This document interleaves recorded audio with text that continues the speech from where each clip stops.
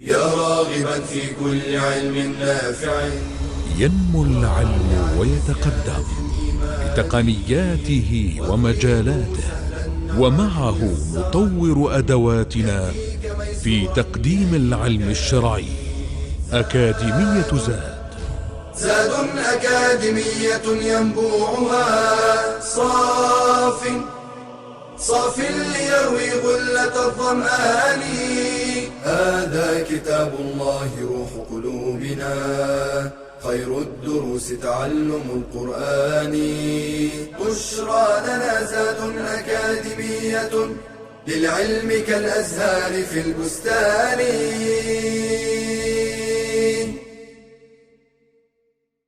بسم الله الرحمن الرحيم. الحمد لله رب العالمين، وأصلي وأسلم على سيد الأنبياء والمرسلين نبينا محمد وعلى آله وأصحابه والتابعين لهم بإحسان إلى يوم الدين. I start in the name of Allah, the compassionate, the merciful. All praise is due to Allah, and may the peace and blessings of Allah be upon His Prophet Muhammad, his family, his companions, and all of his followers until the day of reckoning. I welcome you to this new episode from the series of Tafsir, Level 2 at Zad Academy. And today we are going to continue the interpretation and the commentary regarding Surah An-Naba. We reached into the ayah of Allah subhanahu wa ta'ala where He says, وَأَنزَلْنَا مِنَ الْمُعْصِرَاتِ مَاءً ثَجَّاجًا, and sent down from the rain clouds, pouring water.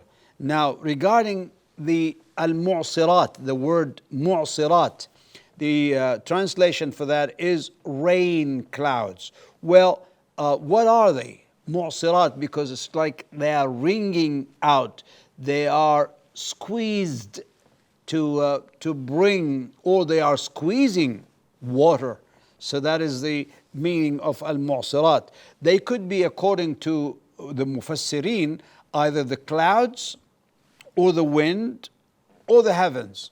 Well, it's all true because the rain comes from the clouds, or the wind moves the cloud, and then the rain will come down at Allah's decision subhanahu wa ta'ala, where it will fall and where common and the amount and so on and so forth, or from the heavens up above us, and then it will come down. And it's most likely that it's coming from the clouds, al-mu'sirat. And al-Imam Ibn Kathir, and then Shaykh Ibn Uthaymeen, who's a contemporary scholar who died rahimahullah, he talked about this particular point by saying that, look, the clouds is like talking about the clouds, a description of the clouds as being wrung out. This is the meaning of mu'sirat, just as a garment is squeezed and wrung out and the water comes out of it. So that is the meaning of al-mu'sirat. And Allah says, ma'an thajjaja, pouring water, meaning water in big amounts. It could be like torrents, or thaj, meaning to go forth, or to flow copiously and strongly. So like when it rains, so Allah subhanahu wa ta'ala brings the rain so that people can benefit. And that's why in Arabic the word thaj, meaning to flow copiously and strongly, just like in the hadith of the Prophet ﷺ, the best of Hajj is al-ajj wa thaj. Remember the word Hajj, ajj and thaj. Ajj is to raise your voice with talbiyah, and thaj is to slaughter the sacrificial animals, and the blood of these animals would flow copiously. So that is something that Allah loves to do it for Him, because in the earlier times, the times of ignorance, at the time of the disbelievers and the mushrikeen, the polytheists, they used to slaughter for their own idols rather than for Allah's sake subhanahu wa ta'ala. So that is the reason the word thajjaj is coming from. Allah says this water is for a purpose, and that is we may bring forth thereby grains and vegetation. So Allah subhanahu wa ta'ala says grain and vegetation. Well, grain, we know that all grains that come from the earth, such as wheat, barley, corn, rice, and so on, all of these come from the earth, obviously, that humans eat. And vegetations refers to what animals eat, although humans may also eat from these vegetations, but mainly animals eat. So yes, animals may eat from grains and they may eat from vegetations, but most of their own food is from vegetation, and most of the food that come for humans is from basically grains. And Allah subhanahu wa ta'ala says, وَجَنَّاتٍ أَلْفَافًا, and gardens of intertwined or entwined growth, jannatin alfafa, because these gardens and orchards with plants and trees growing intertwined. They are so thickly and condensedly created, so that if anyone is inside, they'll be hidden, and so they will be in abundance. And so they look so beautiful, and these gardens were created for the purpose of enjoyment and livelihood for humans. This is like in the verse Allah subhanahu wa ta'ala says in Surah Al-Ra'd, and within the land are neighboring plots, وَفِي الْأَرْضِ قِطَعٌ مُتَجَاوِرَاتٌ وَجَنَّاتٌ مِنْ أَعْنَابٍ, and gardens of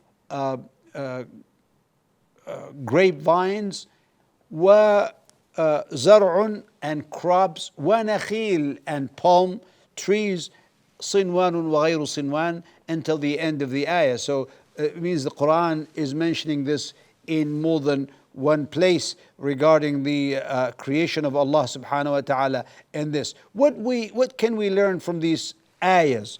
Allah subhanahu wa ta'ala says the connection between the passage and the preceding verses, after he told us about the importance of the day of resurrection, is the disbelievers deny the resurrection and the gathering of people on the day of judgment. And Allah wants to establish the proof that, look, even Allah created the earth and created the sun, created the mountains, all for the benefit of people. And these natural phenomena are there in order to prove that Allah subhanahu wa ta'ala has the power over everything and has the knowledge of everything. So the power and the knowledge, these are the two important things that Allah wants to establish. If a person is accepting, obviously these things are going to help him and let him accept other things that entail the belief in the day of resurrection. So if you believe that Allah has a power over everything and Allah has a knowledge of everything, then obviously, since He told us about the day of resurrection, it's going to come and we believe in it. So that is the benefit of this, and the reason why there was a mention of the day of resurrection in the beginning of the surah, and then the description of Allah's creation and His ability for bringing all these things for us and for our benefit and enjoyment and livelihood.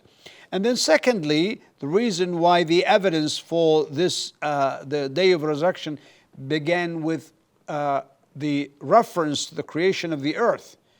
It's very interesting because we know that resurrection comes from the earth, because people are buried normally in the earth, in the ground. And when they are resurrected from the earth. Just like Allah subhanahu wa ta'ala brings grain and vegetation out of the earth. So it is important to remind, so that, when it comes to your, first thing that comes to your mind when talking about the resurrection is earth, and the earth being opened for you to, so that's a reminder. And that's how resurrection is proved. Secondly, sleep and waking up, because وَجَعَلْنَا اللَّيْلَ لِبَاسًا وَجَعَلْنَا النَّهَارَ مَعَاشًا وَجَعَلْنَا نَوْمَكُمْ سُبَاتًا وَجَعَلْنَا اللَّيْلَ لِبَاسًا. So Allah subhanahu wa ta'ala says, but sleep and waking up, among the clearest evidences for the resurrection, and it's appropriate to mention this among the evidences, because normally you go to sleep and Allah again brings you back to life. It's like you're almost dead. So when you go to sleep, you're not aware of what happens around you. You are unconscious of things, and then when you wake up, it's just like Allah is giving you life again, and you bringing you back to life. That's an evidence that Allah is going to bring you back after death into living again, and being brought and gathered for reckoning on the day of judgment. Look at another benefit. This is number 4. The verb nukhrij.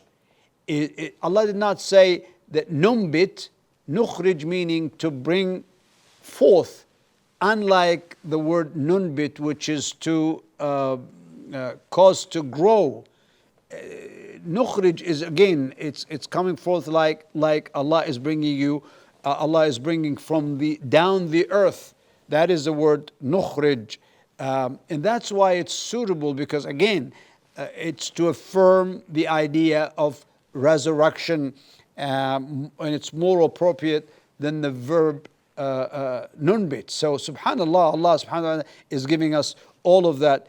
And then the 5th benefit is the phrase that we may bring forth thereby grain and vegetations and gardens. So talking about the kinds of things that people live by.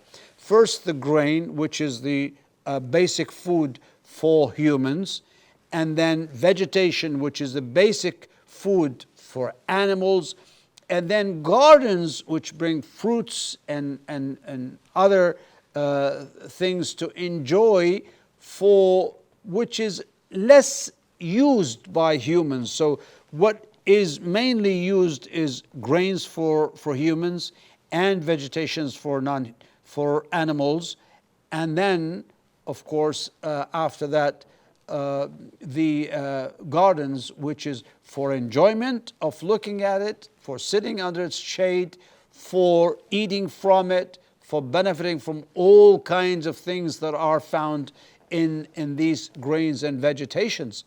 But Allah subhanahu wa ta'ala is doing this in this sequence of grains, vegetations, and gardens are mentioned in this order to give you the most important first, and then the least used. Although animals and birds and other creatures also share with humans what they eat, and that is part of the grace of Allah subhanahu wa ta'ala. Look at the activities at the end of this episode. Quote other verses. Another verse explains the meaning of each of the verses of the verse given below. And he who made you of the earth a bed. We already talked about that. هو الذي جعل لكم الأرض فراشا. So Allah made the earth as a bed, or spread out, and we created you in pairs. Allah says in another surah, وَمِن كُلِّ شَيْءٍ خَلَقْنَا زَوْجَيْنِ الذَّارِيَاتِ لَعَلَّكُمْ تَذَكَّرُونَ. So in Surah الذَّارِيَاتِ, and made the night as clothing, and made the day for livelihood. وَمِنْ آيَاتِهِ مَنَامُكُمْ بِاللَّيْلِ وَالنَّهَارِ وَابْتِغَاؤُكُمْ مِنْ فَضْلِهِ, as we said in Surah الروم. So that is how we already mentioned that, but just to remind you, if we were to debate with an atheist who does not believe in the day of resurrection, and you give him examples from real life, well, obviously you give him the resurrection, the evidence from the creation, from what Allah created in this earth and heavens and things that are coming from the earth in the form of grains and vegetations and gardens and so on. Also explain why the earth is mentioned first when discussing the evidence for resurrection, because earth is actually the source of all these things, and then heavens or mountains are there to make it stable. So actually the earth, which is actually what will where people will be resurrected from, so that is why it's what's suitable for the earth to be mentioned first. Explain the connection between other two things, and he made the night clothing and made the day for livelihood. Well, because this is like resting and going about your own regular business. So that answers the activities, and I hope that you'll get more into that, inshallah. Until I see you in the coming episode, I leave you with Allah's care and protection. Wassalamu alaikum wa rahmatullahi wa barakatuh. يا راغبا في كل علم نافع ينمو العلم ويتقدم بتقنياته ومجالاته، ومعه نطور أدواتنا في تقديم العلم الشرعي. أكاديمية زاد أكاديمية ينبوعها صاف ليروي غلة الظمآن. هذا كتاب الله روح قلوبنا، خير الدروس تعلم القرآن. بشرى لنا زاد أكاديمية للعلم كالأزهار في البستان.